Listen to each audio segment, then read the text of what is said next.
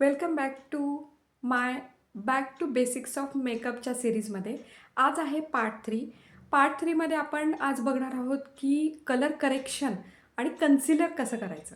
तर colour correction जे असतं ते जे आहे की जे आपले डार्क झालेले जे काही गोष्टी असतात, मोस्ट ऑफ द अंडर आईजमध्ये किंवा माउथच्या राऊंड असेल किंवा अदर कुठे ठिकाणी जर समजा डार्कनेस असेल, तर कलर करेक्शनने काय होतं की तो न्यूट्रलाइज होतो. हा न्यूट्रलाइज कसा केला जातो? करेक्टर वापरलं जातं. ऑरेंज कलर करेक्टर वापरलं जातं की त्याच्यामुळे काय होतं की डार्कनेस असतं ते पूर्ण न्यूट्रलाइज होतं आणि आपली स्किनमधला जो डार्कनेस असतो तो कमी होतो. कन्सिलर लावल्यामुळे काय होतं की आपले जे डार्कनेस असेल किंवा कुठे काही पिंपल्सचे पॅचेस वगैरे असतात ना, ते सगळे झाकले जातात.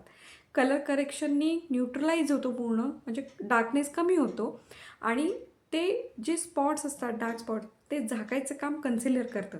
ह्या 2 गोष्टी मेकअपचा बेस तयार करण्यासाठी फार महत्त्वाच्या असतात आणि यामुळे तुमचा मेकअप खूप छान होतो आणि ह्याच्यावर तुम्ही फाउंडेशन किंवा अदर ब्लशर वगैरे लावल्यानंतर मेकअप हा छान एन्हान्स दिसायला लागतो.